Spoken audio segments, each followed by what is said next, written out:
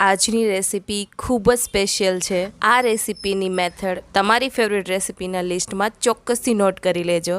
તો hello friends, welcome back to our channel the recipe kitchen. આજે આપણે બનાવવા જઈ રહ્યા છીએ ભૂંગળા બટેકાની સ્પેશિયલ રેસીપી, એ પણ અમુક ટિપ્સ સાથે। એકદમ ઇઝી રેસીપી છે, તો જોવાનું ચૂકશો નહીં। જેમાં આપણે કોઈ વધારાના ઇન્ગ્રીડિયન્ટ્સ એડ કરેલા નથી। ખૂબ જ ઓછા ઇન્ગ્રીડિયન્ટ્સમાં અને ખૂબ જ ઓછા સમયમાં બની જતી આ રેસીપી ચોક્કસથી ટ્રાય કરજો, જે ગુજરાતના લોકોનું સૌથી ફેવરિટ ફાસ્ટ ફૂડ છે। તો ચાલો બનાવવાનું શરૂ કરીએ ભૂંગળા બટેકાની રેસીપી। અહીં મેં 6 નંગ જેટલા બટેટા લઈ લીધેલા છે, તેને આપણે બાફી લઈશું।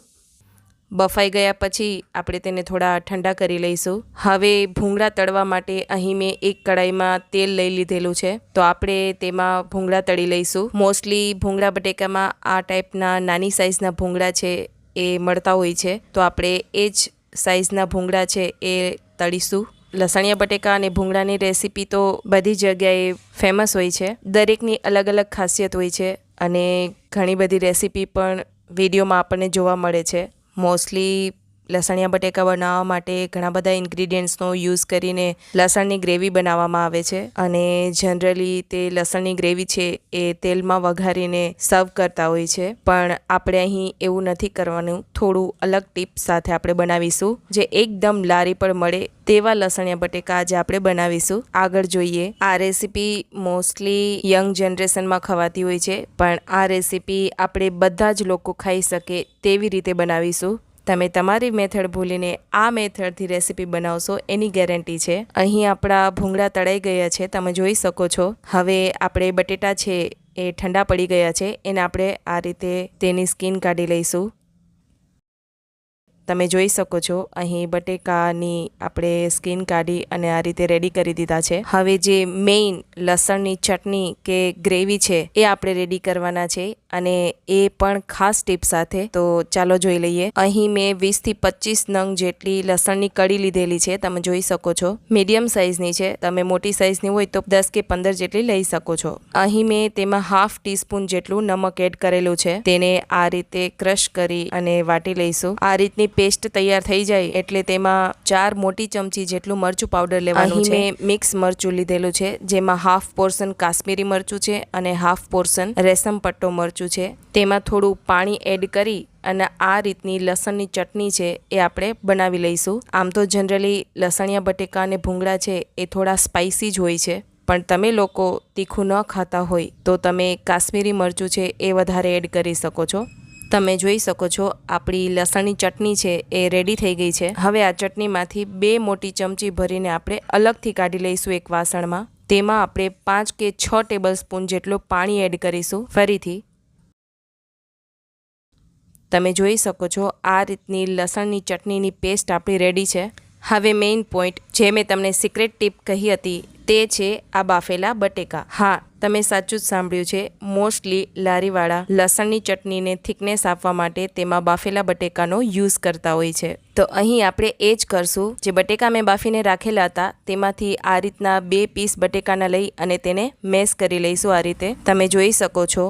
હવે આ જે બટેકાનો માવો છે જે મેશ કરેલો, એ આપણે લસણની ચટણીમાં એડ કરી દઈશું। આ જ આપણી લસણિયા બટેકા અને ભૂંગળાની ખાસ ટીપ સાથેની રેસીપી છે, જેમાં કોઈ લસણની ચટણીનો વઘાર નથી કરવાનો, જેમાં કોઈ વધારાના ઇન્ગ્રીડિયન્ટ્સ છે તેને આપણે એડ નથી કરવાના કે ગેસ ઉપર તેને સાતળવાના નથી। હવે મારે અહીં થોડું ઉતાવળ હતી એટલે મેં આ રીતે બટેકાને મેશ કરીને એડ કરેલા છે, પણ મેઇન રીત છે એ છે કે બટેકાના માવાને અને લસણની ચટણીને મિક્સરમાં એકવાર ગ્રાઇન્ડ કરી લઈશું, એટલે તેમાં જે બટેકાના નાના નાના ચંક્સ છે એ બી નહીં દેખાય। એકદમ ઘાટી એવી લસણની ચટણીની પેસ્ટ છે એ રેડી થઈ જશે। તમે એકવાર ચોક્કસથી ટ્રાય કરજો। હવે બટેકાનો માવો એડ કર્યા પછી આપણે ચટણીમાં ફરી થોડું પાણી એડ કરીશું અને આ રીતે મિક્સ કરી હલાવી અને થીક પેસ્ટ છે એ રેડી થઈ જશે। બટાકા એડ કર્યા પછી થોડું એવું મીઠું ફરીથી એડ કર્યું છે, તમે અહીં ચેક કરીને એડ કરી શકો છો। અને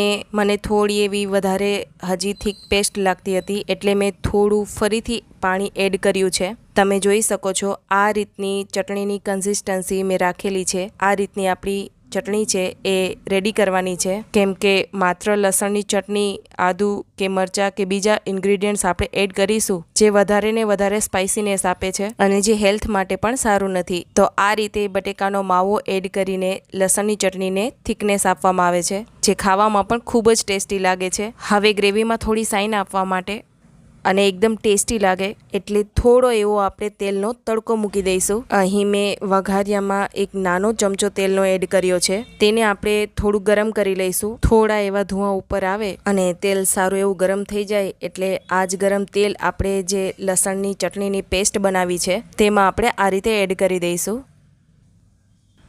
તમે જોઈ શકો છો આપણા લસણિયા બટાકા માટેની થીક એવી લસણની જે ચટણી છે, જે ગ્રેવી છે એ રેડી થઈ ગઈ છે. તમે જોઈ શકો છો.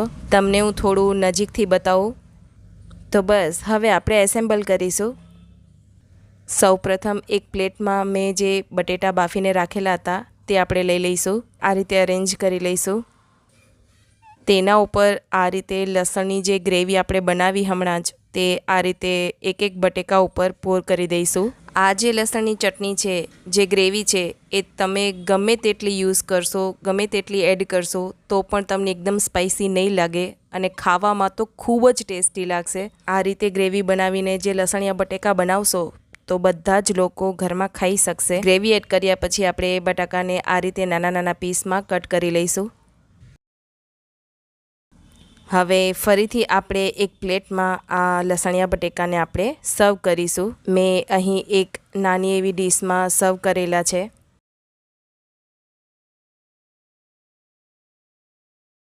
ઉપરથી પણ આપણે જે લસણની ગ્રેવી બનાવી છે તે પોર કરીશું. લુકમાં તમને એકદમ સ્પાઇસી અને તીખા દેખાતા હશે, પણ ખાવામાં તે એટલા સ્પાઇસી કે તીખા નથી અને ખૂબ જ ટેસ્ટી છે. સાથે આપણે સર્વિંગમાં ભૂંગળા જે આપણે પહેલાં જે ફ્રાય કરેલા હતા એ આપણે રાખી દઈશું. તો આપણી ભૂંગળા બટેકાની સ્પેશિયલ ડીશ છે એ રેડી થઈ ગઈ છે. જોતાં જ મોઢામાં પાણી આવી જાય એવા બન્યા છે ને. તો તમને આ મારી સ્પેશિયલ રેસીપી કેવી લાગી એ જરૂર જણાવજો. અને જો આવી જ નવી નવી રેસીપી જોવી હોય તો અમારી ચેનલને લાઇક, શેર અને સબસ્ક્રાઈબ કરજો. Thank you.